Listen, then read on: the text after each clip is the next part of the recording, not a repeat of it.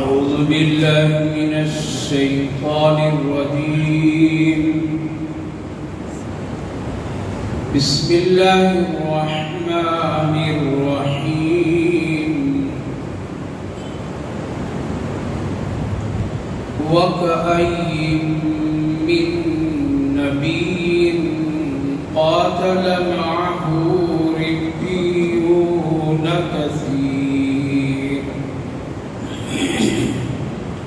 فما وهنوا لما أصابهم في سبيل الله وما ضعفوا وما استكانوا والله يحب الصابرين. وما كان قولهم إلا أن قالوا ربنا اغفر لنا ذنوبنا وإسرافنا في أمرنا وثبت أقدامنا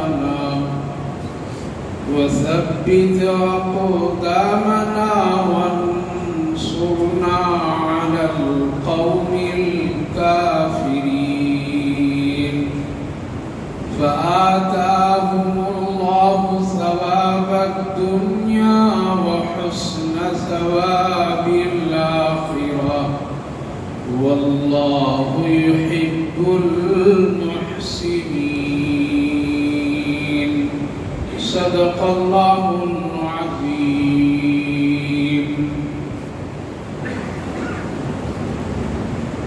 وكأين من نبي قاتل معه ربيون كثير. اور کتنے نبیوں میں سے قتل ہوئے، شہید ہوئے اور ان کے ساتھ بہت سارے درویش لوگ. فما وهنوا لما أصابهم في سبيل الله. لیکن وہ لوگ کمزور نہ پڑے اور نہ تھکیں اللہ کے راستے میں جب ان کو کوئی بھی تکلیف غم پہنچے. اور اللہ تعالیٰ صبر کرنے والوں سے بڑی محبت فرماتا ہے. وما كان قولهم، ان لوگوں کی یہی صرف بات تھی کہ اے ہمارے رب ہم کو معاف فرما دیجئے ہمارے گناہوں اور ہم نے جو اپنے اوپر اپنے معاملات میں زیادتی کی ہے اس کو بھی معاف کیجئے اور ہم کو ثابت قدم رکھیے اور ہماری مدد فرمائی کافر قوم کے مقابلے میں. فآتاهم اللہ ثواب الدنیا. پھر اللہ تعالیٰ عطا فرماتا ہے جو لوگ دنیا کے ثواب اور نعمتیں چاہتے ہیں اور جو لوگ آخرت کے چاہتے ہیں تو اللہ آخرت کی بہت عمدہ ثواب دیتا ہے اور اللہ نیکی کے کام کرنے والوں سے محبت فرماتا ہے. بھائیو بزرگوں، اللہ کا شکر اس کا احسان ہے کہ اللہ تعالیٰ نے ہم سبوں کو فجر ظہر کی نماز جماعت کے ساتھ پڑھنے کی توفیق مرحمت فرمائی. ساتھ ساتھ تھوڑی دیر قرآن کریم کی اس بابرکت مجلس میں بیٹھنے کی بھی توفیق نصیب فرمائے. اللہ تعالیٰ قبول فرمائے اور ہم سب کے لیے آخرت کے لیے خصوصاً نجات کا ذریعہ بنائے اور دنیا کے لیے فلاح صلاح کامیابی اور ہدایت کا ذریعہ بنائے. بھائیو بزرگوں، جس اسلام کا ہم لوگ ماننے والے ہیں اور جس ایمان کی توفیق اللہ نے ہم سب کو عطا فرمایا ہے، یہ آرام، عیش اور سہولت نہیں چاہتا ہے، بلکہ اس میں امتحانات، آزمائش، صبر، استقامت کا نام ایمان اور اسلام ہے اور یہی ایمان اور اسلام چاہتا ہے. اس کے بغیر کوئی آدمی مومن پکا ہو ہی نہیں سکتا ہے جب تک کہ اس کو امتحانات، آزمائش اور دکھ اور تکلیف، غم اور پریشانیوں سے گزرنا نہ پڑے اس وقت تک کہ وہ پکے سچے مومن نہیں بن سکتا. کسی چیز کو خوبصورت بنانے کے لیے اس کو سنوارنا پڑتا ہے، اس کو کاٹ چھانٹ کرنی پڑتی ہے۔ سونا گولڈ لے لیجیے، بڑی قیمتی چیز ہے، لیکن اس کو خوبصورت بنانے کے لیے پہلے آگ میں ڈالنا پڑتا ہے۔ بغیر آگ میں اور آگ کے قریب کیے بغیر سونا خوبصورت زیور میں تبدیل نہیں ہو سکتا ہے۔ اگر کوئی آدمی کہے کہ نہیں بغیر اس کے ہم بنا لیں گے تو ایسا نہیں ہو سکتا ہے، اس کو آگ میں جانا پڑتا ہے، پھر سونار کی ہتھوڑیوں سے اس کو مار بھی کھانا پڑتا ہے، پھر اس کو ٹیڑھا میڑھا ادھر ادھر ہونا پڑتا ہے۔ ظاہر ہے کہ اس کو ہر طرح کے مشقتوں سے گزرنا پڑتا ہے۔ کیوں؟ اس کے بعد جو معاملہ ہے بہت ہی خوبصورت ہے۔ اس کے بعد معاملہ یہ ہے کہ وہ شو روم میں آتا ہے، پھر اس کو ایک بہترین شوکیس میں لگا کر کے اس کو سجایا جاتا ہے، اور پھر اس کو بڑی عزت کے ساتھ دکھایا جاتا ہے۔ پھر لوگ دور دور سے آ کر کے اس کی زیارت کرتے ہیں، پھر اس کی بولی لگتی ہے، پھر اس کی قیمت طے ہوتی ہے، پھر اس کو خریدا جاتا ہے، اس کو سنوارا جاتا ہے، پہننے والے کے لیے بڑی زینت اور خوبصورت چیز بن جاتی ہے۔ تو سونے کو پہلے آگ سے گزرنا پڑتا ہے، ایسے ہی نہیں وہ اتنا قیمتی اور خوبصورت بن جاتا ہے۔ بس یہی حال ہے مسلمان اور ایمان والوں کا کہ اگر آپ سونا بننا چاہتے ہیں اور آپ جنت کے شو روم میں اور شوکیس میں خوبصورت بننا چاہتے ہیں، وہاں فرشتے آپ کو آ کر کے دیکھیں گے اور آپ کے درجات کی وہ قیمت سمجھیں گے، اور پھر آپ وہاں ہر ایک کی نظر میں محبوب نظر بننا چاہتے ہیں، تو اس دنیا میں بہت سارے معاملات سے گزرنا پڑے گا۔ کبھی ٹھکائی بھی ہوگی، پٹائی بھی ہوگی، کٹائی بھی ہوگی، چھٹائی بھی ہوگی، تکلیفیں ہوگی باتوں سے، اور نہ جانے کن کن حالات سے۔ اور اگر چاہیں گے کہ نہیں مجھے ایک کانٹا بھی میرے پاؤں میں نہ چبھے، میرے سر میں ذرا درد بھی نہ ہو، مجھے کوئی دکھ تکلیف کی بات بھی میری کان میں نہ پڑے، تو یہ مومن کی شان نہیں، یہ مومن کی نشان۔ تو یہاں اگر نہیں تپیں گے تو پھر ایک جگہ وہاں تپنا پڑے گا، کہاں ہے؟ پھر ایک دوسرا شو روم ہے جہاں آگ ہی آگ ہے، وہاں تو پھر تپنا پڑے گا۔ اس لیے اسلام میں اللہ رب العالمین نے مشقت، محنت، صبر، استقامت ان ساری چیزوں کو رکھا، اور صرف وہ عام کمزور لوگوں کے لیے نہیں بلکہ نبیوں کے لیے بھی، رسولوں کے لیے بھی، ولیوں کے لیے بھی، صحابہ کے لیے بھی، سب کے لیے بھی رکھا، اور سب کو اس دور سے گزرنا پڑتا ہے۔ لہذا تب جا کر کے کہیں کوئی اچھا بنتا ہے اور پھر اس کی قیمت لگتی ہے۔ اور اگر یہی کوڑے کرکٹ کے ساتھ میں اگر زندگی گزاریں گے تو دیکھنے میں تو بہت، لیکن وزن میں بہت ہی کم، قیمت اس کی کوئی نہیں، وہ بھوسا کی طرح ہے۔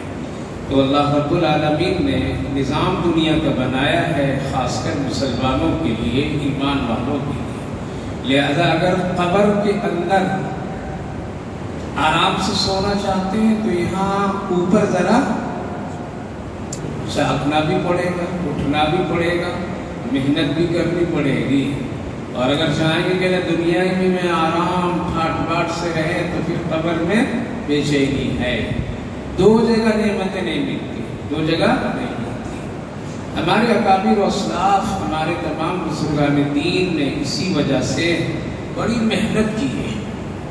ہم اور آپ ان کی محنتوں کو سمجھنا، سننا، پڑھنا، جاننا، یہ سمجھا یہ کسی مولوی کا کام ہے یا کسی مدرسے میں پڑھنے پڑھانے والوں کا کام ہے، یا یہ سب چیزیں سیکھنا، سیکھنا، بولنا اور یہ کام ہو کسی خطیب اور خطبہ جمعہ میں بیان کرنے والوں کا کام ہے، میرا کام نہیں ہے۔ ہم لوگوں کو کیا لینا دینا اس سے؟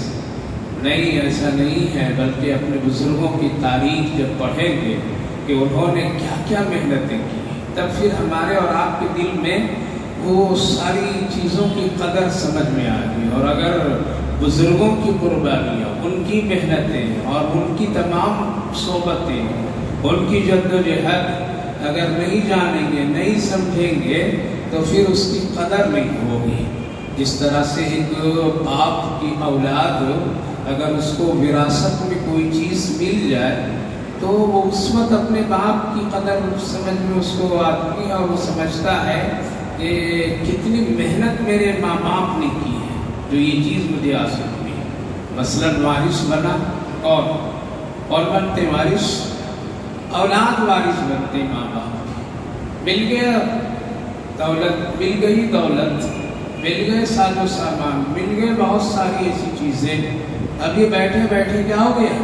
ایک مالدار ہو گیا ہے، مالدار ہو گیا۔ اب اگر اس کو ماں باپ کی محنت کی قدر اور ان کی کوشش، صبر و استقامت کا علم ہے تب تو اس دولت کی وہ قدر کرے گا، اور اگر اس کو اس کی ہوا بھی نہیں لگی ہے تو پھر وہ کیا کرے گا؟ ادھر اڑائے گا ادھر اڑائے گا، اس میں کچھ بھی اس کے اندر میں اہمیت نہیں ہوگی۔ جیسے ایک صاحبزادے کو وراثت میں جب اس کو ملی بہت ساری چیزیں، ان میں سے بڑی خوبصورت اور قیمتی چادر ملی ریشم کی، جو بہت ہی خوبصورت اور قیمتی تھی۔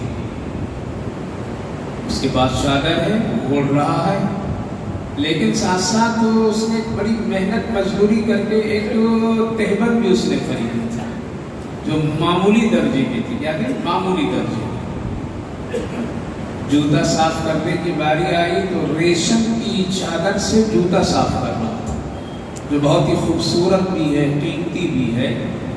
دیکھنے والوں نے کہا کہ بیوقوف تو کتنا بڑا بیوقوف ہے، اتنی اچھی خوبصورت چادر، قیمتی چادر، اس سے تم جوتا صاف کر رہا ہے، گندگیاں صاف کر رہا ہے، جبکہ اس کے مقابلے میں جو تمہارے پاس تہبند ہے وہ کم قیمت کی ہے، معمولی درجے کی ہے، اس سے صاف کرو۔ تمہیں سمجھ میں بات نہیں آتی ہے۔ ناخلف اولاد کہہ رہے ہیں کہ ہم کو سب سمجھ میں آتا، تم سمجھاؤ نہیں مجھے سمجھ میں آتی، سمجھ میں آتی تو یہ ایسا کام نہیں کرتا۔ کہنا تمہیں سمجھ میں نہیں ہے، میں سمجھ رہا ہوں نا، سمجھ نہیں رہا، کیا سمجھا؟ آگے تو نہیں سمجھا، میں سمجھاتا ہوں۔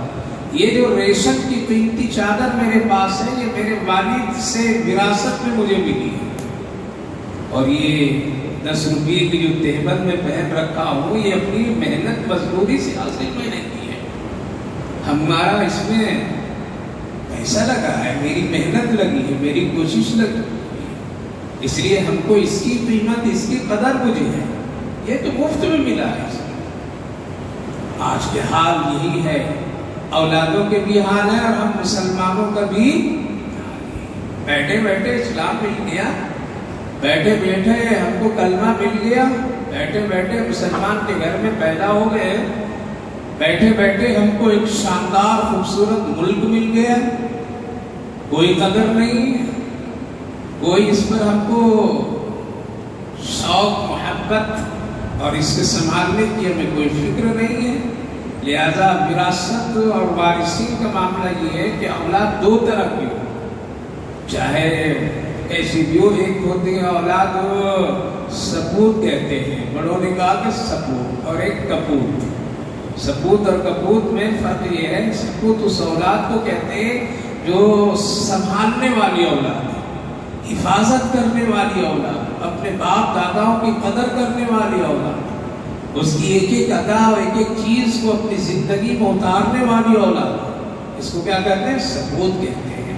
یہ میرے باپ داداؤں کی محنت سے یہ گھر بنا ہے، یہ میرے باپ داداؤں کی کوششوں سے یہ میرا ملک مجھے ملا ہے، میرے باپ داداؤں کی کوششوں سے یہ زمین مجھے ملی ہے، میرے باپ داداؤں کی محنت اور مشقت اور ان کی قربانیوں سے مجھے یہ چیز آج حاصل ہوئی۔ اس کو کیا کہتے ہیں؟ اس کو سپوت۔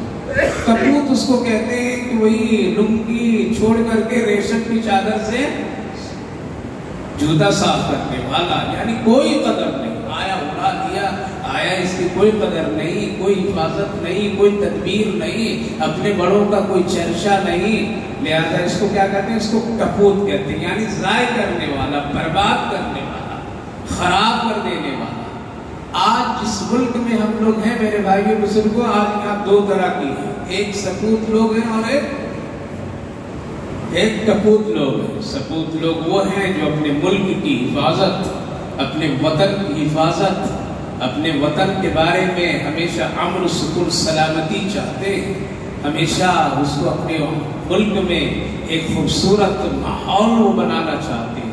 یہ لوگ کیا، یہ ملک کے سپوت لوگ ہیں، اور کپوت وہ لوگ ہیں جو برباد کرنا چاہتے ہیں، جو لوگ انتشار کرنا چاہتے ہیں، انتشار پھیلانا چاہتے ہیں، جو لوگ اپنے ملک کو اور اس کی حیثیت کو خراب کر دینا چاہتے ہیں۔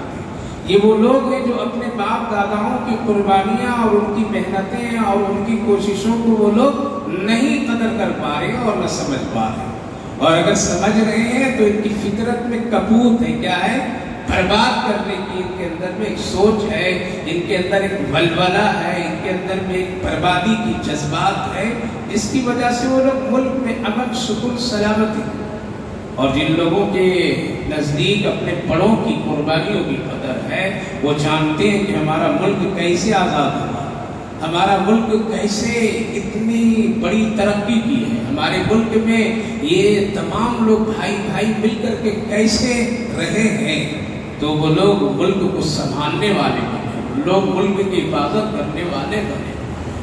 لہذا ہمارا اور آپ کا یہ ملک چند دنوں کے بعد میں کیا منائیں گے؟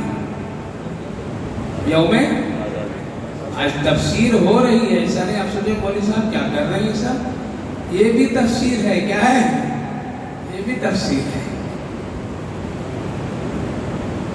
کیا منائیں گے؟ کہاں منائیں گے؟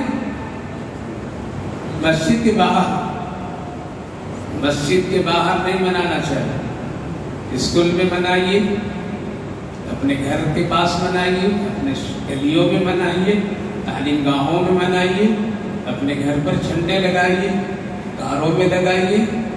ہمارے بزرگوں نے مسجد اور مسجد کے دائرے کو اس سے کیا کیا ہے، پاک رکھا ہے، پاک رکھا ہے۔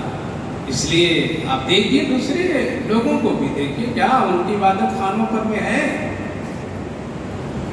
خیر، بنانا ہے ہم کو، کس لیے بنا رہے ہیں؟ اس لیے بنا رہے ہیں کہ ہمارا ملک ایک بڑی محنتوں مشقتوں کے بعد ہی اس کو آزادی ملی ہے، بڑی محنتوں مشقت کے بعد آزادی ملی، اس کے پیچھے قربانیاں ہیں، اس کے پیچھے سب سے زیادہ جو قربانیاں ہیں وہ کن کی ہے؟ مسلمانوں کی قربانیاں ہیں۔ چونکہ انگریز جب اس ملک میں آیا ہے تو آنے کے بعد وہ دیکھا، جائزہ لیا کہ یہاں کون کون کیسے کیسے لوگ رہ کر کے گئے ہیں، دیکھیں کہ زندہ قوم یہاں آباد ہے، اور کیوں نہیں 850 سال تک کے جہاں مسلمانوں کی حکومت ہو تو ایک زندہ قوم یہاں پر بھی تھی، اور اچھے لوگ تھے، اہل اللہ لوگ تھے، بزرگان دین کے ہاتھ میں یہ ملک تھا، وہ لوگ بادشاہت کرتے تھے، وہ لوگ حکومت چلاتے تھے، ایرے گہرے وہ نہیں تھے، وہ لوگ۔ خواجہ شمس الدین التمس علیہ الرحمہ جو اپنی زندگی میں کبھی اثر کی سنت نہیں چھوڑے تھے تو فرض کہاں سے چھوڑتے؟ خواجہ شمس الدین التمس علیہ الرحمہ جو اپنی نگاہوں سے کبھی غیر عورت پر شہوت کی نظر رکھ کر کے کبھی نہیں ڈالے تھے، جس کی نماز تہجد پوری زندگی کبھی قضا نہیں ہوئی تھی، ایسے لوگ تھے اس ملک کے لوگ تھے، بادشاہ تھے۔ سراج الدولہ جیسے لوگ اس ملک کے اہل اللہ لوگوں میں سے تھے۔ جب انہوں نے ایک خاتون کے بچے کو شکار کرتے وقت میں گولی مار دی تھی، اور جب اس عورت اس خاتون نے عدالت میں آ کر کے مقدمہ دائر کر دیا بادشاہ کے خلاف، اور بادشاہ کے خلاف جب کیسز چلے ہیں اور عدالت میں سراج الدولہ رحمہ اللہ جب پہنچے ہیں، اللہ اکبر، قاضی اس وقت میں بھی ویسے ہی قاضی ولی اللہ تھے، وہی امام سراج الدولہ اپنے آستین میں خنجر کو چھپا کر کے لائے تھے کہ آج اگر میرا قاضی میرے دیکھ کر کے میری بادشاہ حکومت سلطنت دیکھ کر کے اگر قانون خدا میں ذرا لچک پیدا کی ہے تو وہی اس کو قتل کر دوں۔ ایسے لوگ تھے، اس ملک کو چلانے والے ایسے لوگ تھے۔ عدالت میں پہنچے، قاضی اس وقت میں جو تھے انہوں نے فیصلہ سنایا، قصاص بدلے میں قصاص، عورت سے کہا کہ دو تمہارے ساتھ راستہ ہے، چاہے معاف کرو دیت لو، چاہے پھر تم کیا کرو قتل کے بدلے میں جو چاہو تم، اس کے سوا بادشاہ یہی ہے تیرے لیے دو چیزیں سامنے آپ میں فیصلہ ہو جائے۔ خیر عورت نے معافی اور دیت پر فیصلہ کر لی، راضی ہو گئے، لیکن قاضی اپنی تخت اپنی کرسی سے ہٹا بھی گیا، لیکن جب مقدمہ فائنل کیا تو اٹھ کر کے سامنے آیا اور کہا کہ اب آپ بیٹھ سکتے ہیں میری کرسی پر، ادب یہی ہے۔ کہا کہ نہیں نہیں یہ تیری جگہ ہے، میں نہیں بیٹھ سکتا ہوں، اور آج تجھے پتا ہے اگر تم ذرا سا لچک کیے رہتے تو آستین سے نکالے تلوار دکھائے۔ قاضی بھی تھا کہ اگر آپ کو بھی دیکھنا میری کرسی کے نیچے دیکھیے، میں بھی لے کر کے آیا تھا کہ اگر آپ اپنی بادشاہت کی روب سے محمد الرسول اللہ کے قانون میں اگر مجھ پر روب ڈالیں گے تو وہیں آپ کی گردن اڑا دیتا ہوں۔ یہ ملک کیسا ملک تھا، آج تو لٹیروں کا بنا دیا، آج تو انسانیت کی کوئی قدر نہیں ہے، مذہب و ملت کا بھی کوئی خیال رکھنے والا نہیں ہے۔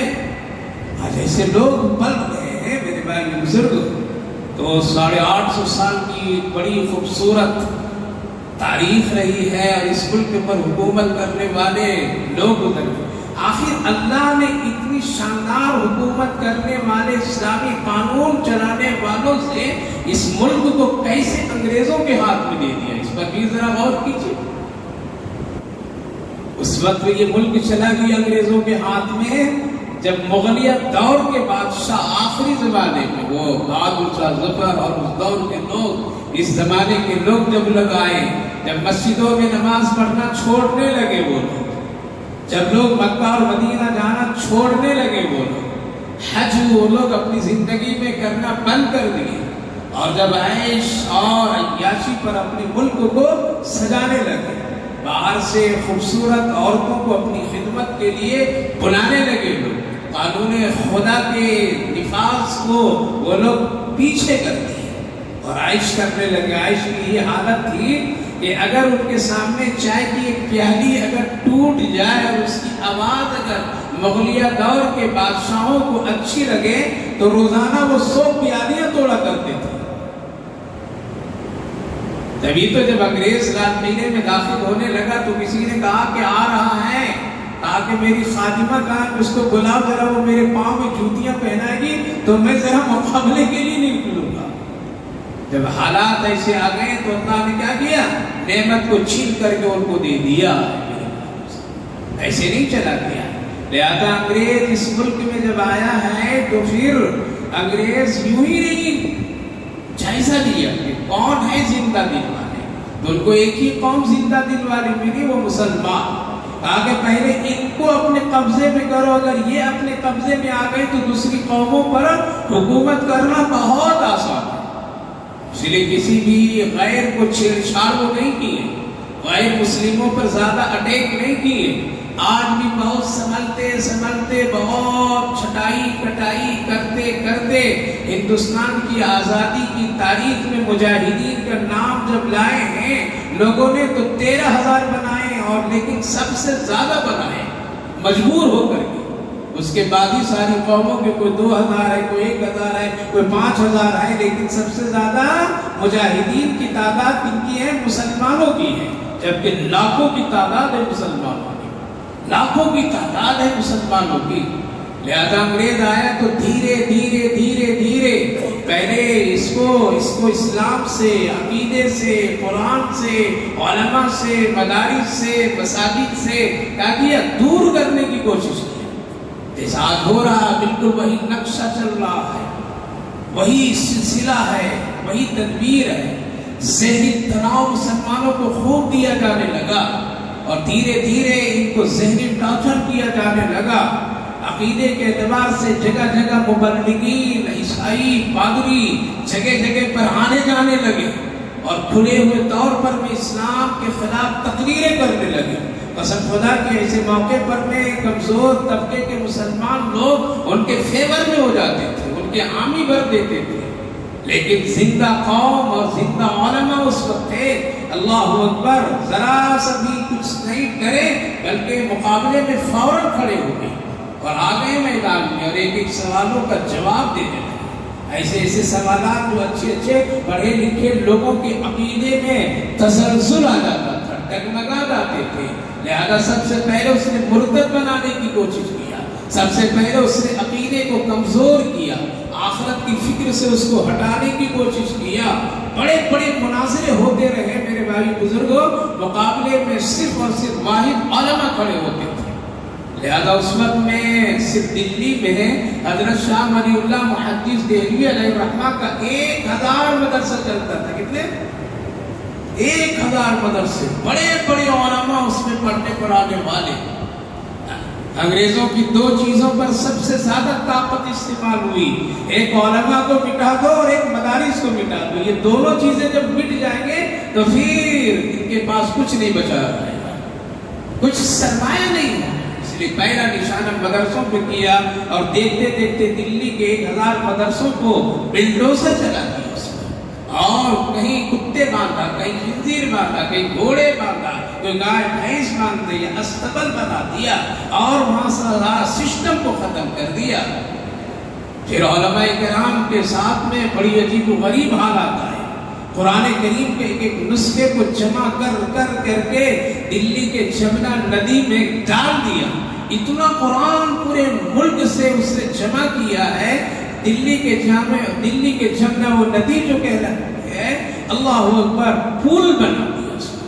اسی پر گاڑیاں گزرتی تھی، لوگ گزرتے تھے، اتنا قرآن کا نسخہ۔ واقعہ لکھا ہوا ہے ہمارے بزرگوں نے، ایک انگریز تھا جس کی ذمہ داری یہ تھی، کیا تھی اس کی ذمہ داری یہ تھی، قرآن لا، ایک ایک گھروں سے قرآن لا۔ اس کی بیٹی ذرا پڑھی لکھی تھی، کہا کہ میرا باپ اتنا قرآن کے پیچھے کیوں پڑا، آخر ہے قرآن کیا چیز؟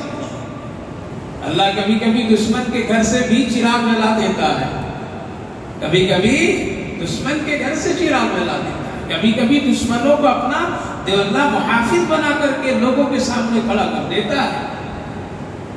بیٹی کہنے لگی آخر میرا باپ اتنا کیوں ہی کوشش کر رہا ہے قرآن کے سلسلے میں؟ غور جب سمجھ میں بات آئی تو اس نے کہا کہ وہ قرآن تو اس کو سیکھنا چاہیے، ذرا پڑھنا چاہیے۔ باپ سے بڑی انتظار کی، کہا کہ کوئی ایک مولوی مجھے فکس کر دو ٹیوشن میں تاکہ میں اس سے قرآن پڑھوں، سمجھوں۔ بیٹی کی ضد اور محبت میں اس نے ایک مولوی کو بلایا اور اس کی بیٹی کو قرآن وہ پڑھانے لگے۔ قرآن پڑھاتے پڑھاتے جب قرآن مکمل تو اس کے اندر میں ایمان کی حرارت اور کیفیت آ گئی، قرآن سمجھ گئی کہ قرآن ہے کیا، کیوں یہ قرآن کو دفن کرنا چاہتا ہے، کیوں قرآن کو دریا میں ڈال رہا ہے، کیوں قرآن کو مٹانا چاہ رہا ہے۔ بیٹی ایمان لے آئی، خاموشی سے قرآن پڑھتی رہی، لیکن ایک وقت میں اس کی طبیعت بہت ہی خراب ہو گئی، نہایت سخت بیمار ہو گئی اور اب بچنے کی امید کم ہو گئی اس کو۔ لیکن مسلمان بن چکی تھی، کیا ہو گئی تھی؟ مسلمان بن چکی تھی۔ مسلمان ہونے کی وجہ سے اس کو گھر ہے عیسائی، گھر ہے انگریز، لہذا موت کے بعد میں یہ سمجھ گئی کہ ہم کو تو لوگ عیسائیوں کے قبرستان میں میرا باپ دفن کرے گا، مسلمان کے قبرستان میں تو جا ہی نہیں سکوں گی۔ اپنے استاد مولوی صاحب کو بلایا، کہا کہ دیکھیے میری موت اگر ہو جائے اور یہ لوگ اگر مجھے عیسائی کے قبرستان میں دفن کر دے تو آپ میرے ساتھ ایک مہربانی کا معاملہ کیے کہ اتنا جب سب کچھ کیے تو کیا کیجیے گا، رات میں خاموشی سے مجھے عیسائیوں کے قبرستان سے، قبر سے نکال کر کے کسی مسلمان کی قبرستان اور قبر میں مجھے ڈال دیجیے گا۔ کہا کہ جاؤ یہ کام میں کر لوں۔ موت ہو گئی اس کی، ہونے کے بعد میں رات میں دیکھ لیا سب کہاں ہے، اس کی قبر کیا ہے، ساری کیفیت 3-4 مسلمانوں کو مولوی صاحب دیے، جا کے قبر کی کھدائی کی ہے تو دیکھتے ہیں کہ لڑکی کی لاش یہاں نہیں، یہاں ایک مسلمان چودھری کہہ دیجیے جو انگریز کا پیشکار تھا اس کی لاش موجود ہے، وہ بھی 2-4 دن پہلے مرا تھا، جو جاسوسی کرتا تھا، جو قرآن پڑھنے والوں کے بارے میں بتاتا تھا، جو قرآن کے نسخے ڈھونڈ کر کے لا کر کے دیتا تھا، وہ آدمی کی لاش اس لڑکی کے قبر میں موجود ہے۔ تو اس مولوی صاحب کو بھی معلوم تھا کہ مسلمان کی قبر میں وہ قبرستان میں اس کی تدفین ہوئی ہے، تو یہ لوگ سوچیں کہ شاید کہ اس کی لاش اس کی قبر میں ہوگی، جلدی سے اس کو بند کر دیے لوگ۔ وہاں گئے تو اس قبر کو کھولتے تو وہاں بھی اس لڑکی کی لاش موجود نہیں، بلکہ وہاں ایک عربی نسل نوجوان کی لاش موجود ہے۔ یہ ہندوستان کی بات بتا رہا ہوں، یہ انگریزوں کے اس دور اور ظلم کے وقت کی بات بتا رہا ہوں میرے بھائیوں سے۔ جب وہ لاش دیکھے تو عجیب و غریب کشمکش میں کہ آخر اس کی لاش گئی تو گئی تھا، اس کا جسم گیا تو گیا تھا، جبکہ لوگ وہاں دفن کیے، وہاں نہیں تو یہاں نہیں، یہاں نہیں تو گیا تھا۔ بڑی پریشانی کی عالم میں تھکے تھکائے لوگ اپنے اپنے گھر گئے، سو گئے، تو مولوی صاحب کے خواب میں وہ لڑکی آتی ہے اور کہتی ہے میرے استاد آپ فکر نہیں کیجئے، میں جنت البقیع کے قبر میں ہوئی ہوں۔ کہا وہاں کیسے چلی گئی تم؟ کہا کہ یہ جو نوجوان کی لاش اس قبر میں دیکھ رہے ہیں، اس کی قبر یہاں بنی تھی، لیکن یہ یہودیوں سے بڑی محبت کرتا تھا، اس کی مذہب سے بڑی محبت کیا کرتا تھا، اس کی کلچر سے بڑی محبت کیا کرتا تھا، اس کے رہن سہن کو بہت پسند کیا کرتا تھا، شہر رسول میں رہ کر کے رسول اللہ کی دین اور شریعت کو پسند نہیں کرتا تھا۔ مرا خاندان والے تو دفن کر دیے یہاں، لیکن اس کی قبر کو اٹھا کر کے اللہ وہاں ڈال دیا، اور ہم قرآن سے محبت کرتے تھے، اللہ نے مجھے شہر رسول میں ڈال دیا۔ میرے بھائی بزرگوں بہت ظلم ہوا ہے، بہت ہوا ہے۔ ایک عالم دین پر اتنا ظلم کیا گیا ہے کہ آپ تاریخ پڑھیے، یہ بات صاف کھول کر کے گھومنے والے مسلمان نوجوان لڑکے لڑکیوں کو کیا پتا کہ ہمارے اس ملک میں اور ملک کے لیے ہمارے بزرگوں نے، ماں بہنوں نے کتنی قربانیاں دی ہے، کتنے اپنے لوگوں کو داؤ پر لگا دیے ہیں، اور کس قدر اپنے شوہر، اپنے بیٹے، اپنے لوگوں کو قربان کر دیے ہیں، پھانسی کے تختے پر چڑھوا دیے ہیں، لیکن انہوں نے اپنے ایمان اسلام کو نہیں چھوڑنے دیے ہیں۔ آج کی لڑکیاں، آج کی عورتیں، آج کی ماں بہنیں، آج کے نوجوان پڑھتے ہی نہیں، سمجھتے ہی نہیں، اسی لیے بزدلی آ گئی ہے۔ ایک واقعہ ہے، انگریز نے ایک مولانا حضرت مولانا جعفر تھانسری رحمہ اللہ، بڑے عجیب و غریب، میں خود جا کر کے ان کی قبر پر حاضری دی، اللہ آج بھی لگتا ہے کہ کوئی فرشتوں کی شکل میں درود اور ذکر یا لوگ کر رہا، آج بھی نورانی ان کی قبر پر۔ ان کو جب قید کیا ہے انگریز نے، جب پکڑا ہے، اس لیے پکڑا تھا کہ یہ حضرت مولانا حسین احمد مدنی علیہ الرحمہ، شیخ الحدیث حضرت مولانا شاہ عبدالعزیز محدث دہلوی علیہ الرحمہ کے فتوے کی بنیاد پر انگریزوں سے قطع تعلق کر لیا، اور کلہ کہہ رہے تھے کہ جو ہمارے اسلام کے مخالف، قرآن کے مخالف، اس کے ساتھ میں نوکری کرنا، ملازمت کرنا، فلاں کرنا، یہ سب ہمارے لیے حرام فتویٰ یہ بھی دیتے تھے۔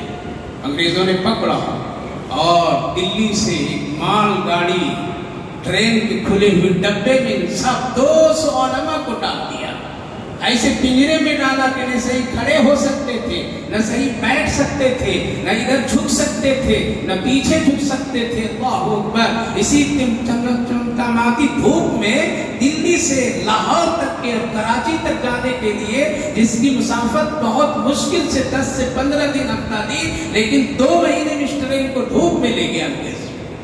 نہ کھانا ملتا تھا، نہ پانی ملتا تھا، نہ صحیح ان کو کوئی غذا ملتی تھی، دھوپ کی تپش میں، اور بار بار پوچھا کرتا تھا انگریز، اے لوگوں، اے مولویوں، آج بھی میرے حق میں تم فتویٰ دے دے، میرے ساتھ تو ہو جا، تم سے یہ ساری پریشانیاں ہم لوگ ہٹا دیں گے، اور تجھے عزتوں سے ہم نواز دیں گے، ملازمت دیں گے، سب کچھ دیں گے۔ لیکن 200 علماء میں قسم خدا کی ایک نے بھی اس کی بات کی حمایت نہیں کی۔ آپ تو بکنے والے ہیں، آج تو ہم لوگ چند ٹکوں میں اپنے فتوے بدل دیتے ہیں، چند ٹکوں میں اپنی ایمان کو سودا کر دیتے ہیں، اپنی عزتوں کو نیلام کر دیتے ہیں۔ جب وہ لوگ پہنچے وہاں پر قید خانوں میں، جب ان کو ڈالا گیا ہے، پھر بھی نہیں بدلے۔ اللہ اکبر! کوئی مولوی نہیں بدلا، کوئی عالم نہیں بدلا، کوئی نہیں، ڈٹے رہے۔ حضرت مولانا جعفر صاحب تھانسری علیہ الرحمہ، جو بڑے جلیل القدر عالم دین تھے، انگریز نے کہا کہ اب آخری داؤ اس پر چلاؤ، انگریز بھی ذرا اس وقت میں اتنی جلدی نہیں مارتے تھے، بے دردی سے نہیں مارتے تھے جیسے آج کل لوگ بے دردی سے مارتے ہیں۔ آج کل کے لوگ جس طرح سے مسلمانوں کے ساتھ میں حرکتیں کرتے ہیں، اتنی جلدی وہ لوگ نہیں کرتے تھے۔ آج تو عجیب و غریب ماحول ہے، 10 لوگ مل کر کے ایک نوجوان کو مارتے ہیں، کہتے ہیں بہت بڑے بہادر، گھروں کو چلا دیتے، بلڈوزر چلا دیتے، نہ جانے کیا کیا کر دیتے ہیں۔ حضرت مولانا جعفر انصاری رحمہ اللہ کو بلایا گیا، کہا کہ اب بھی کچھ کہو، کہا کہ وہی فتویٰ میرا ہے جو کل تھا، جو سفر میں تھا، جو ٹرین میں تھا، جو جیل خانے میں تھا، قید خانے میں تھا، عدالت میں تھا، وہی ابھی بھی ہے۔ کہا کہ پھانسی کی سزا تمہیں، آگے ٹھیک ہے کو بولے، خوشی ہنسنے لگے، ہنسنے لگے۔ پھانسی کی سزا سن کر کے کیا ہو رہے؟ ہنسنے لگے، مسکرانے لگے۔ انگریز نے پوچھا کیوں مسکرا رہا ہے؟ کہا کہ اس لیے مسکرا رہا ہوں، تو ادھر پھانسی دے گا، ادھر آقا کریم سے میری ملاقات ہوگی۔ کہا کہ جس کو موت پر خوشی ہے اس کو موت کی سزا بھی نہیں دیں گے۔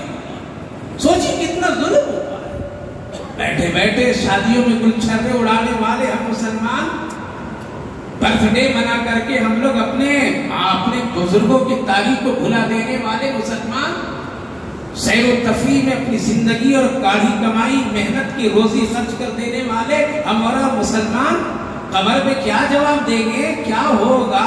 میرے بھائیوں بزرگوں، ذرا سوچنا نہیں ہوتا ہے ملک کہاں جا رہا ہے، ملک کے لوگوں کے کیا نظریات ہیں، ملک والوں لوگوں نے کیا منشا بنا رکھا ہے، پھر بھی ہم لڑ رہے ہیں، پھر بھی ہم جھگڑ رہے ہیں، پھر بھی ہم نااتفاقیاں کر رہے ہیں، پھر بھی ہم مسئلہ عدالتوں میں لے کر کے جا رہے ہیں۔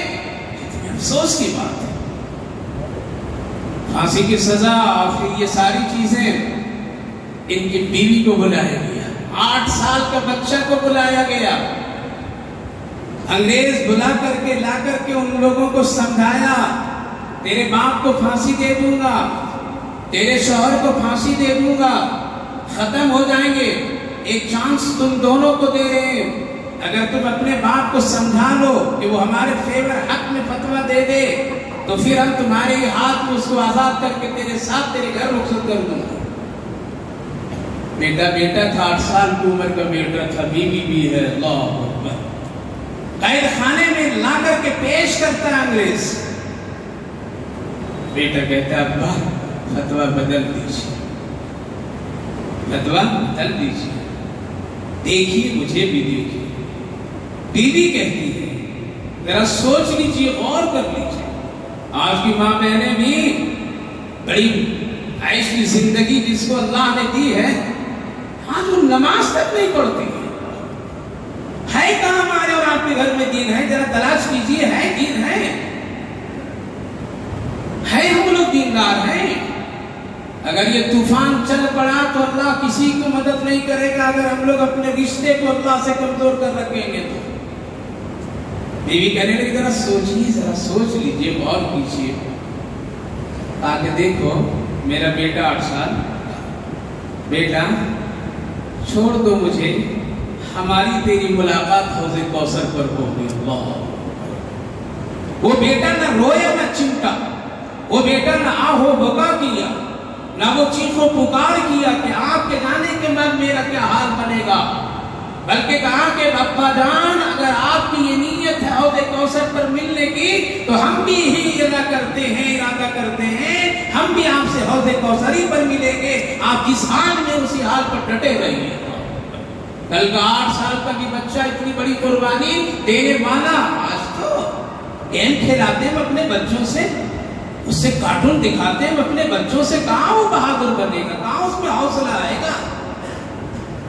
بیوی کہنے لگے کہ ٹھیک ہے آپ جس حال میں اسی حال میں رہیں گے، ہم صبر استقامت کریں گے۔ اللہ اکبر۔ پھانسی کی سزا بعد میں ہوئی ہے اور آج بھی قبر ملی ہے ان کی، تھانے سر میں ہے قبر موجود ہے، گواہی ہے ایک اینٹ ملک کے۔ لال قلعہ سے پوچھئے، وہ بتائے گا کتنے علماء شہید ہو گئے ہیں۔ دلی کے جامع مسجد کے صحن سے پوچھئے قسم خدا کی، جہاں روز انگریز 20 علماء کو کڑاہی کھولتے ہوئے گرم تیل کے سامنے لاتا تھا اور ایک ایک سے پوچھا کرتا تھا، اے علماء مسلمان عالم دین بتاؤ، میرے ساتھ رہو گے یا آگ میں جاؤ گے گرم تیل میں؟ قسم خدا کی 14,000 علماء پک گئے گرم تیل میں فرعون کے جلانے کی طرح، لیکن ایک نے بھی انگریز سے سمجھوتا نہیں کیا۔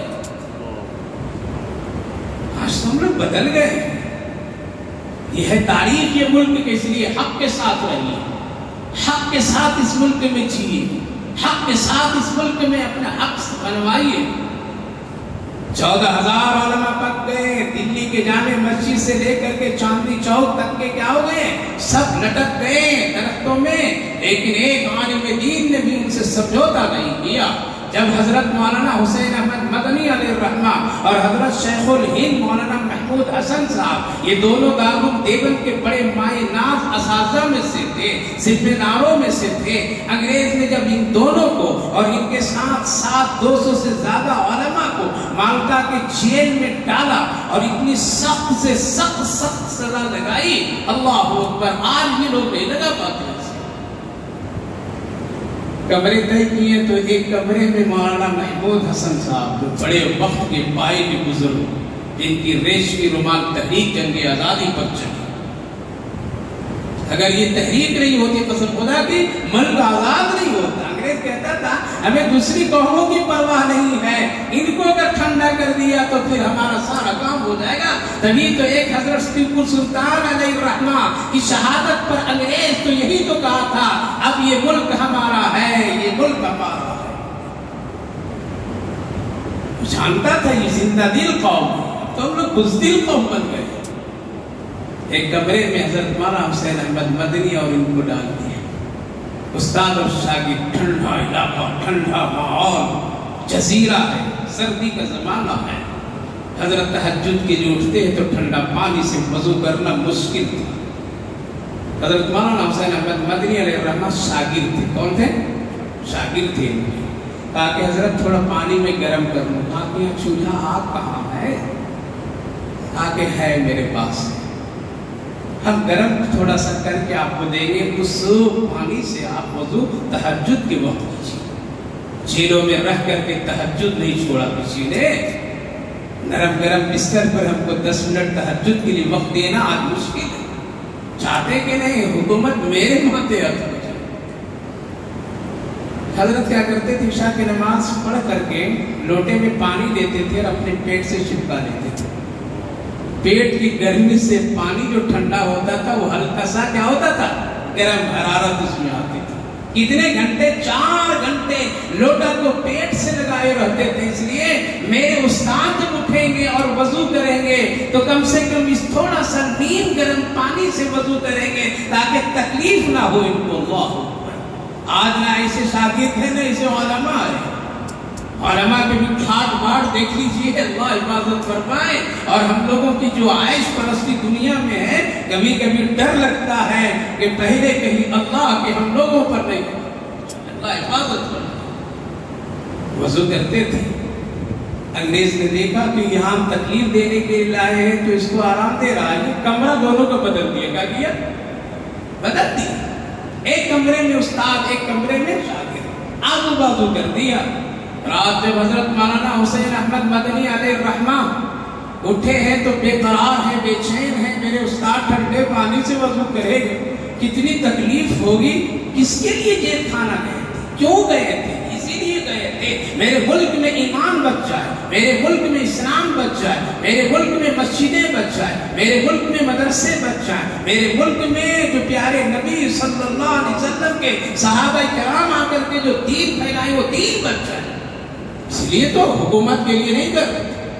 حضرت مولانا حسین احمد مدنی علیہ الرحمہ بے قرار رہے، جذبے میں آئے اور اپنے کمرے کی دیوار میں اس طرح ہاتھ گھمائے، کاش کہ یہ دیوار اگر پھٹ جاتی تو میں اپنے استاد سے مل لیتا۔ جیسے انگلی جس طرح گھمائے، قسم خدا کی دیوار اڑ گئی وہاں سے، اور استاد اور شاگرد کی دونوں کی نظریں مل گئی۔ اور پھر حضرت نے پانی کو تھوڑا سا نرم کر کے دیا، استاد کو وضو کرایا. اللہ اکبر. وہ اہل اللہ تھے جو جیل خانے میں بھی تہجد کی نماز میں اس ملک کی عافیت کے لیے اگر وہ قربانیاں نہیں دیتے قسم خدا کی آج ہم لوگ اتنے آزادی کے ساتھ میں اس ملک میں نہیں رہ سکتے تھے. کوششیں تھی. انگریز نے دیکھا میرے یہ کیا ہو گیا تو اب کمرہ دور دور کر دیا اور ان لوگوں کو بڑے عجیب غریب کمرے میں بھیج دیے. مولانا حسین احمد مدنی کہا کہ ہاتھ سے مارنا ٹھیک نہیں ہے, کسی موذی جانور سے اس کو مارو. چھپکلیاں پیس کر کے جسم میں لگایا جاتا تھا علماء کو. اللہ اکبر. یہ حال تھا تاکہ زہر ان کے جسم میں پیوست ہو جائیں اور یوں ہی ختم ہو جائیں یہ لوگ. حضرت مولانا حسین احمد مدنی علیہ الرحمہ تہجد کے وقت میں اٹھے اور اٹھ کر کے ذکر میں تھے. درود پاک پڑھا کرتے تھے خوب کثرت سے, لہذا ذکر میں تھے, درود شریف پڑھ رہے تھے. ایک انگریز جیلر آ کر کے ایک اژدہا زہریلا ان کے کمرے میں چھوڑ دیا تاکہ تنہا جا کر کے یہ اژدہا ان کو کاٹ لے گا اور پھر زہر کی تاب جب نہیں لائیں گے تو صبح یہ موت اس کی ہوگی اور اس کے جنازے کا ہم اعلان کر دیں گے. حضرت ابھی بیٹھے مسلح پر پڑھ رہے ہیں درود پاک. سانپ داخل ہوا. حضرت نے دیکھا ایک نظر اور کہا تو بھی اللہ کا بندہ, میں بھی اللہ کا بندہ, تیرا بھی اللہ وہی, میرا بھی اللہ وہی. میں اپنے رب کے ذکر کر رہا ہوں, اپنے نبی کی شان میں خدمت میں درود کا نذرانہ پیش کر رہا ہوں. تو بھی پڑھ میرے ساتھ, تو بھی پڑھ میرے ساتھ. یہ کہنا تھا سانپ اسی طرح پڑھتا رہا جب تک کہ حضرت پڑھتے رہے. حضرت فارغ ہوئے تھے, کہا کہ اگر اللہ کی طرف سے آئی ہو تو میں اور تو کر لے میرے ساتھ جو, اور اگر تم کو کسی نے لا کر کے چھوڑا ہے تو جاؤ اسی کی طرف اور اسی کو تم کام کر دے. سانپ اسی طرح واپس جاتا ہے. لکھا ہے کتابوں میں انگریز جیلر جہاں پر تھا اور صبح اس کی موت ہوتی ہے زہر کی تاب نہ لانے کی وجہ سے. میرے بھائیو بزرگوں, ہمارے اکابرین علماء کے ساتھ بڑی زیادتی کی ہے, بڑی زیادتی. 1857 میں شاملی اور یہ گنگو کے علاقے میں علماء کرام نے بڑی قربانیاں دی ہیں, جہاد کی, ان سے تلواریں لے کر کے نکلے. مختصر تھے لیکن اللہ پر بھروسہ کر کے حضرت حکیم الامت مولانا اشرف علی تھانوی علیہ الرحمہ نے اس کی قیادت بھی کیے تھے. ان کے خاص شاگرد تھے حضرت حافظ ضامن شہید رحمہ اللہ. وہ جا کر کے انگریزوں سے مقابلے کے لیے اتر گئے تاکہ حضرت کچھ بتلائیے تاکہ ان کو ذرا آج کچھ سبب سکھاؤں, اور مجھے آج ان کو اور ان سے مجھے مقابلہ کی شوق ہے لیکن ہتھیار نہیں ہے, کیا کروں. اپنا ایک کپڑا رومال اس طرح تھا, حضرت نے دیا, جاؤ تمہارے طرف جتنی گولیاں انگریز پھینکے گا مارے گا وہ گولیاں نہیں لگے گی, میرے رومال کو سامنے کر دے گا. لہذا جب جب جدھر سے گولیاں آتی تھی یہ رومال ایسے کرتے جاتے تھے. ایک وقت آیا کہا کہ حضرات مجھے جنت نظر آ رہی, شہید ہونا چاہتا ہوں, کہا کہ میرا رومال دے دے اور تو شہید ہو جا. رومال ہٹتا ہے, ہٹاتے ہیں, گولی انگریز کی لگتی اور شہید ہو جاتے ہیں. اسی لیے تاریخ ان کے نام میں لکھتی ہے حافظ ضامن شہید رحمہ اللہ. کتنے علماء شہید ہو گئے, مولویوں کی تعداد ختم ہو گئی. اس علاقے میں جہاں علماء تھے ایک وقت آیا جنازہ کو پڑھنے والا نہیں ہوتا تھا, کفن دفن کرنے والا نہیں ہوتا تھا, صرف عورتیں ہوا کرتی تھی. وہ جنازے کی نماز پڑھ نہیں سکتی تھی, پڑھا نہیں سکتی تھی, جس کی وجہ سے مسلمان لوگوں کو بغیر نمازے جنازہ کا یوں ہی قبر کھود کر کے اسی میں ڈال دیتی تھی, دفن کر دیتی تھی. مٹی عورتیں ڈالتی تھی, کندھا عورتیں لگاتی تھی اور لا کر کے ڈالا کرتی تھی, اور ایک اپنی اوڑھنی کے کپڑے کو قبر پر لٹکا دیتی تھی جس کی یہ علامت ہوا کرتی تھی, اے گزرنے والا کوئی مسلمان اگر ادھر سے گزرو تو اس قبر والے کی نماز جنازہ نہیں پڑھی گئی ہے, ذرا مغفرت کی دعا کرتے چلے جاؤ. یہ ملک میں یہ بھی آیا, ابھی ہوا کیا ہے, بہت اب حسبتم ان تدخلوا الجنہ, تم بیٹھے بیٹھے جنت میں آ جاؤ گے, ہم تم کو آزمائیں گے, ٹھوکیں گے, بجائیں گے, سب کچھ کریں گے, تب پھر جنت دیں گے. اس لیے میرے بھائیو بزرگوں, ہمارا ملک بہت خوبصورت ملک ہے. اس ملک کو خوبصورت بنانے کے لیے مسلمانوں کی قربانیاں ہیں, عورتوں کی قربانیاں ہیں, جوانوں کی قربانیاں ہیں. کتنی قربانیاں, لا تعداد قربانی ہے. واقعہ میں تو برابر سناتا عبرت کے لیے. صرف ایک عالم دین کے لیے کتنے لوگ قربان ہونا چاہتے تھے. حضرت مولانا رشید احمد صاحب گنگوہی علیہ الرحمہ احترام الدیوبند کے سرپرست، ایسے زبردست عالم دین، انگریز ڈھونڈتا تھا کہاں ہے یہ آدمی اس کے فتوے سے مسلمان جان دینے کے لیے تیار ہو جاتا ہے، اس کے حکم پر ہم سے لڑنے کے لیے لوگ میدان میں آ جاتے ہیں. آخر یہ مولوی کہاں ہے؟ ڈھونڈ کر کے جب ان کو گرفتار کیا ہے اور غیر خانے میں ڈال دیا ہے، بستی کے چودھری آیا، پوچھا کیوں ڈالا میرے مولوی کو؟ تاکہ یہ میرے خلاف ہی کام کرتا ہے اسی لیے. اچھا، تاکہ آزاد کر دو، چھوڑ دو اس کو. آگے ایک شرط پر چھوڑوں گا کہ 20 نوجوان کو، کتنے؟ 20 نوجوان جس پر گولیاں میں ماروں گا اور مار کر کے ان کو شہید کروں گا. ایک مولوی کے بدلے میں کتنا؟ کیا 20 روپیہ؟ 20 لاکھ؟ 20,000؟ کیا مانگ رہا ہے؟ چودھری نکلا اور آیا اپنے گھر. 4 بیٹے تھے، چاروں کو سمجھایا، 2 کو لیا. کتنا لیا؟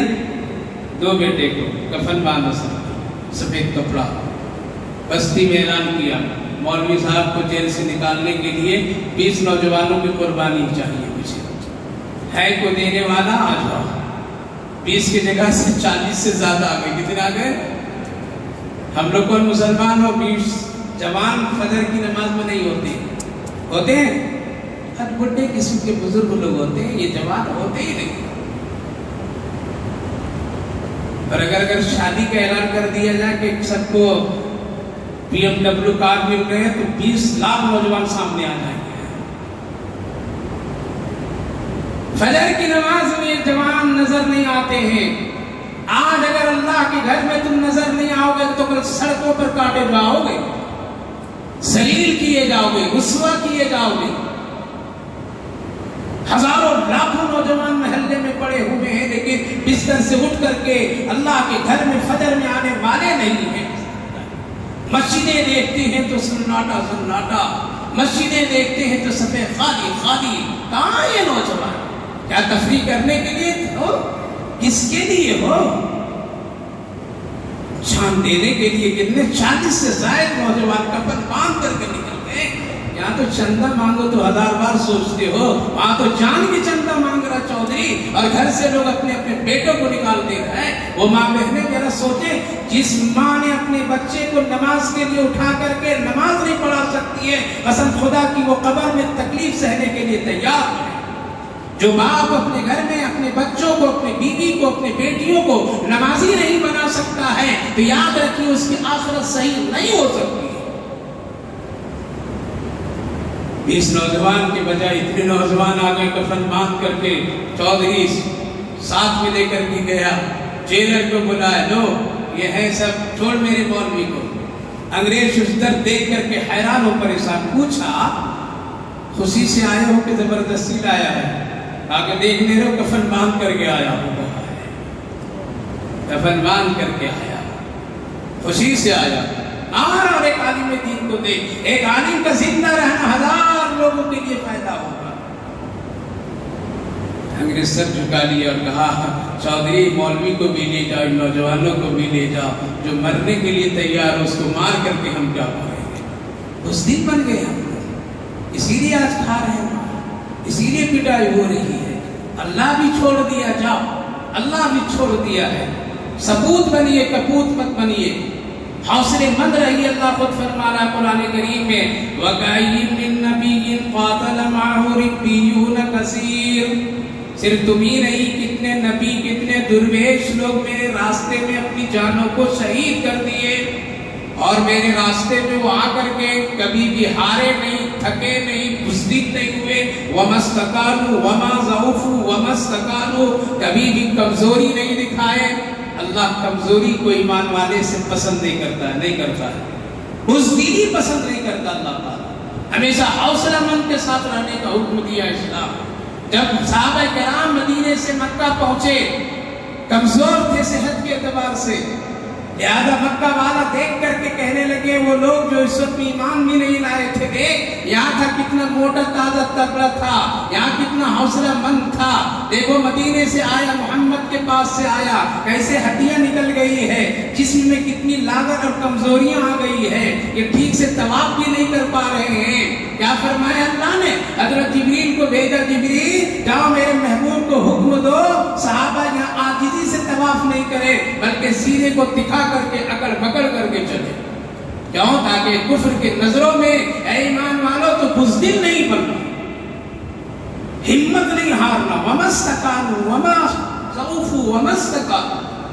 میرے بھائی یہ بزرگوں، لیکن یہ حوصلہ کھانے سے نہیں آئے گا، یہ حوصلہ پہننے سے نہیں آئے گا، یہ حوصلہ تعلیم کی ڈگریوں سے بھی نہیں آئے گا، یہ حوصلہ اور یہ ہمت سجدوں سے آئے گا، وضو کے پانی سے آئے گا، وضو کے قطروں سے آئے گا، مصلے پر سر جھکانے سے آئے گا، آنکھ کی ندامت کے آنسو نکالنے سے آئے گا، اللہ سے مانگنے سے آئے گا۔ جب تک کہ یہ کام نہیں کریں گے مسلمان مرد عورت، اس وقت تک کہ ایمانی حوصلہ اور طاقت نہیں پیدا۔ اس لیے اللہ کے سے جڑیے، ملک کے حالات کا رخ کہیں جا رہا ہے، کوئی بچانے والا نہیں ہوگا۔ جس کو ہم لوگ کہہ رہے ہیں کہ نہیں یہاں جگہ کوئی نہیں آئے گا، وہ خود کمزور ہے تو کیا آئے گا؟ اللہ کے سوا کوئی نہیں۔ اللہ نے فرمایا کتنے لوگ ایسے تھے، ہم ایسے لوگوں سے محبت کرتے ہیں جو بزدلی نہیں دکھاتا ہے، جو میرے راستے میں تھکتا نہیں ہے، میری عبادت میں کمزوری نہیں دکھاتا ہے، میرے حکم کے عمل کرنے میں وہ اپنے آپ کو شکستہ ہاتھ نہیں بناتا ہے۔ ہم ایسے لوگوں سے بڑی محبت کرتے ہیں اور ان کی بولی ہمیشہ یہی ہوتی ہے، اے ہمارے رب، ربنا اغفر لنا ذنوبنا، اے ہمارے رب ہماری بخشش فرما دیجئے، ہمارے گناہوں کو معاف کر دیجئے۔ ظاہر ہے کہ جب تک کہ گنہگار رہیں گے اللہ کی مدد نہیں آئے گی، اس کے لیے توبہ ضروری ہے۔ وَإِسْرَافَنَا فِي أَمْرِنَا، اور جو کچھ ہم نے اپنے معاملات میں، عبادت میں، تجارت میں، دنیا کی زندگی میں جو بھی میں نے تجاوز کیا، جو بھی میں نے غلط کام کر لیا، جو بھی میں نے فضول خرچیاں کر لیا، اے اللہ معاف کر دیجئے، اب نہیں کریں گے۔ وَثَبِّتْ أَقْدَامَنَا، اور ہمارے قدموں کو جمائے رکھیے۔ وَانصُرْنَا عَلَى الْقَوْمِ الْكَافِرِينَ، اور کافر قوم کے مقابلے میں ہماری مدد کیجئے۔ جب ایسی بولی ہوتی ہے ایک مسلمان کی تو اللہ فرماتا ہے ہم تم کو دنیا بھی دیں گے اور آخرت بھی دے دیں گے۔ فَآتَاهُمُ اللَّهُ ثَوَابَ الدُّنْيَا وَحُسْنَ ثَوَابِ الْآخِرَةِ، یہاں بھی وہاں بھی دونوں جگہ تیرے ہی لیے میں بنایا ہوں، تیرے ہی صدقے میں غیروں کو روزی بھی میں دے رہا ہوں، جب تک کہ کلمہ ہے روزی کافروں کو بھی مل رہا ہے۔ واللہ یحب المحسنین، اللہ بڑی محبت کرنے والا ہے نیکی کے کام کرنے والوں سے۔ خلاصہ یہ میرے بھائی بزرگوں، ہمارا ملک بڑا خوبصورت ملک ہے، ہمارے بزرگوں کی بڑی قربانیاں ہیں، بڑی محنت ہے، جوڑنے کا کام کر کے اس ملک کو انگریزوں سے آزاد کیے ہیں، لیکن آج ہمیں صحیح آزادی کی ابھی بھی ہمیں ضرورت ہے اور ہم کو اس کے لیے بھی کوشش کرنی ہے۔ لہذا اس خوبصورت ملک کو ضائع نہیں ہونے دیجیے، امن و سکون سلامتی کا گہوارہ بنائے رکھیے اور اس ملک کے قانون نظام کو اپنے ہاتھوں میں لے کر کے اس کو خراب نہ کیجیے۔ لہذا یوم جشن آزادی جو کہتے ہیں خوب منائیے، خوشیاں منائیے، سب کچھ کیجیے، اس میں کوئی حرج کی بات نہیں، ہمارا ملک ہے، ہم کو یہاں منانے کا حکم ہے، جھنڈا بھی لہرائیے، ترانہ بھی پڑھیے، سب کچھ کیجیے، اپنے اسکولوں میں، کالجوں میں، اپنے گھروں کے سامنے، اپنے گھر گلیوں چوراہوں کے سامنے، ہر جگہ آپ اس کا اظہار کرنے کا پورا حق رکھتے ہیں اور کرنا چاہیے، لیکن ہاں عبادت خانوں کو اس سے محفوظ رکھنا چاہیے۔